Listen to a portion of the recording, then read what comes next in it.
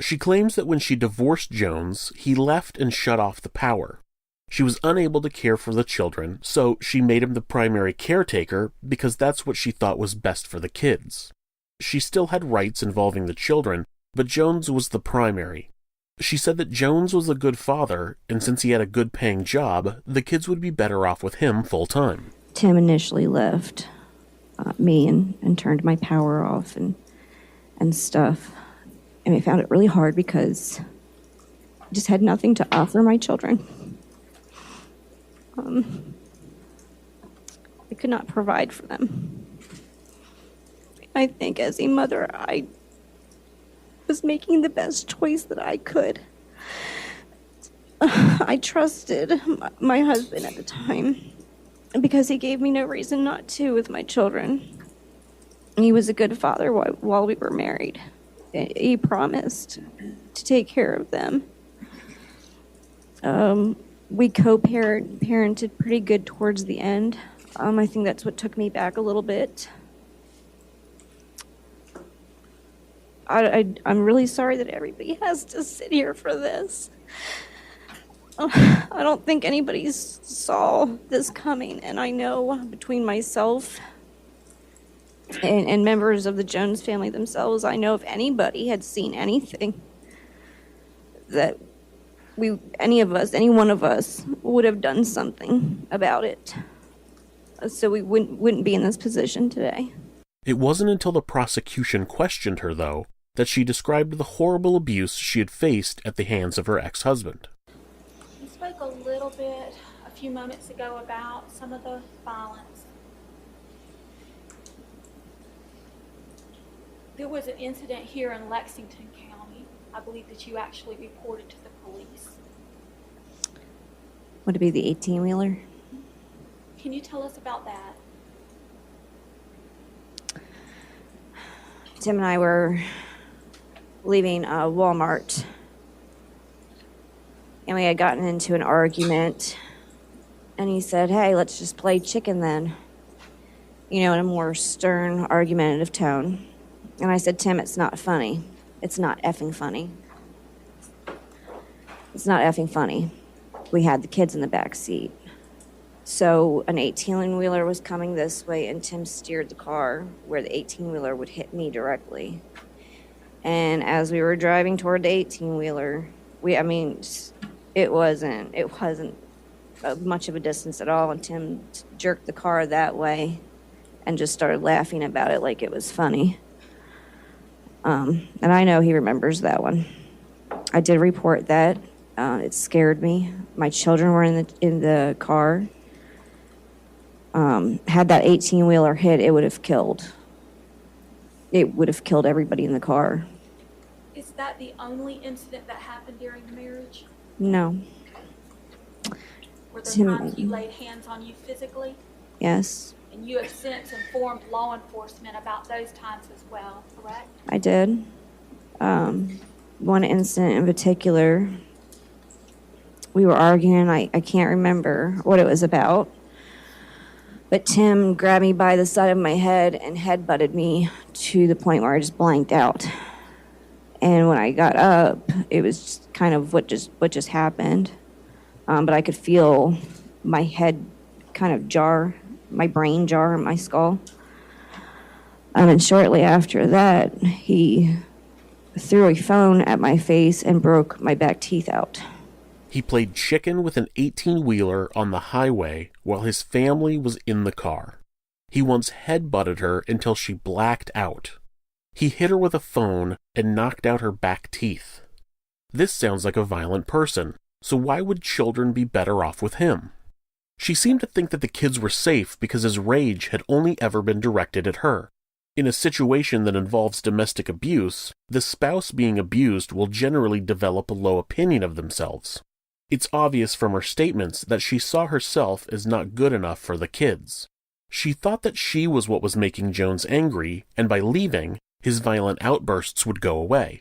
She didn't realize that Jones was just a violent person, and once she was gone, his anger would be taken out on the children. At the end of her testimony, the prosecution reinforced their claim that Jones did not want their mother to have custody of the children. And Amber, his statements to you, do you call him making statements that you would never have the children, that they would never live with you? He had many times, numerous times. He's made that statement on more than one occasion. Yes, I would say, Tim, what have I done as a parent? I mean, the court didn't find anything wrong with me as a parent. I had joint custody. I chose, as a mother, what I thought was the most responsible thing with making him primary custodial parent. I obtained a car. I obtained a license. I got a management job, and I got my high school diploma, all to prove to the system that I was a good enough parent. It just wasn't good enough for Tim, and it never was going to be good enough for Tim. Timothy Jones Jr. did not want his children to live with their mother. That was clear. The statements that you would never have the children, Amber, he's told you that on more than one occasion? Yes, ma'am, he did. Nothing further. He pleaded not guilty by reason of insanity, but the jury didn't buy it. The prosecutor did a good job of laying out what it meant to be not guilty by reason of insanity. He's charged with 5 counts of murder. He's pled not guilty by reason of insanity, as you heard Your Honor say. For you all to find that, you have to find that the defense has proved to you by a preponderance of evidence that when he killed his children, he did not understand the legal right from the legal wrong or the moral right from the moral wrong at the time he killed his children. They're going to do that by presenting experts. And I'm expecting you'll hear testimony from a bunch of experts to tell you pieces and parts about why he's not responsible. Maybe it's because somehow of him using the drugs. The voluntary drug use isn't an excuse. Maybe it's because he had a traumatic brain injury because he had a car wreck when he was a kid. Maybe they're going to say he has some kind of mental illness. But even if any of those are true, even if you believe any of those, that doesn't mean he's insane. That's not insanity. There's more to it. Every expert, I ask you all to think about 2 questions when they're testifying, whether they're ours or whether they're the defense. Is that expert searching for the truth?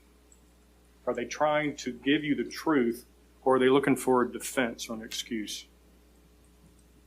Ask those hard questions in your head. Listen to their answers. Is the information they're providing you, is it coming from verifiable facts, things we know, things we can see, or is it only coming from what Tim Jones tells them? Those are the 2 things I ask that you all remember every time an expert testifies. You'll also hear from a court-appointed independent psychiatrist from the state. He'll tell you that Tim Jones was sane. He knew right from wrong when he killed his children. You'll hear from people who knew him and saw him, and they'll tell you what they observed of his behavior. The state has the burden of proving murder. The unlawful killing of another with malice aforethought. Killing of another with malice. And the judge will tell you all what malice is. It can be hostility. It can be hatred. It can be ill will. It can be a wicked or depraved spirit, an evilness in your heart. That's what you're looking for, and that's what we have to prove beyond a reasonable doubt to you.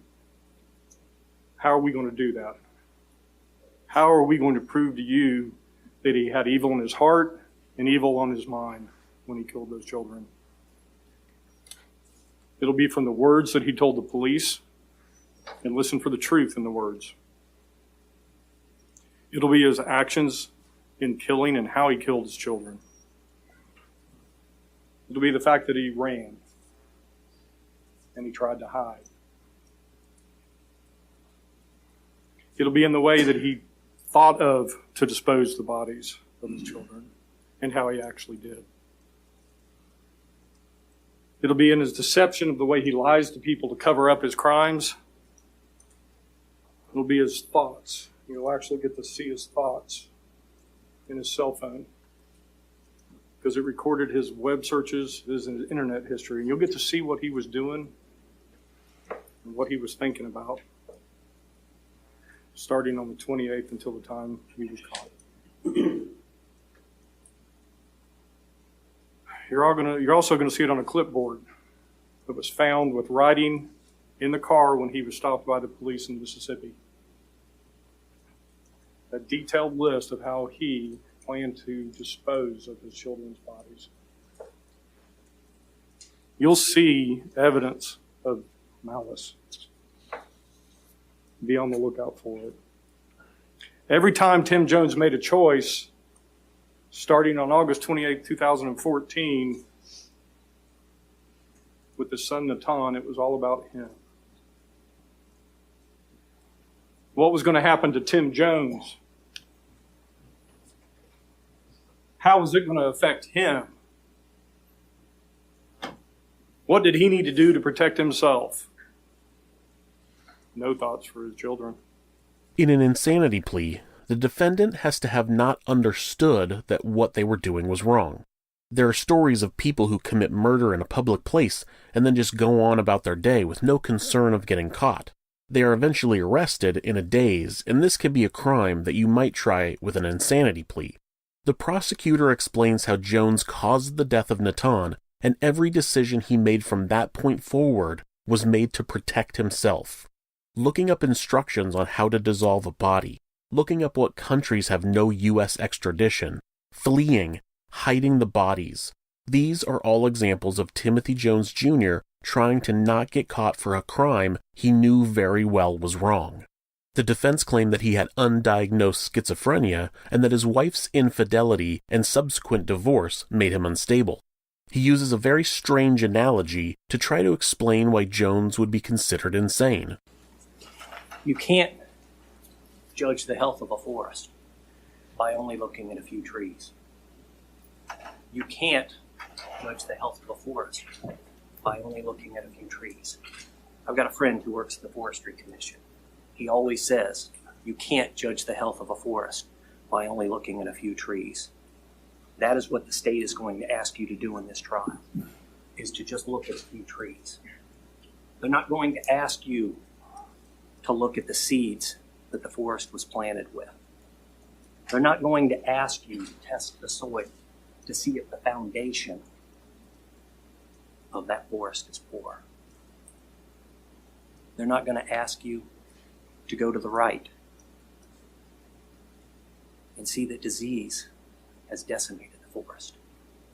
They don't want you to go to the left and see that kudzu has overtaken that part of the forest, destroying it. They certainly don't want you to sniff the air, because you might get a whiff of smoke and realize that the back of that forest is on fire.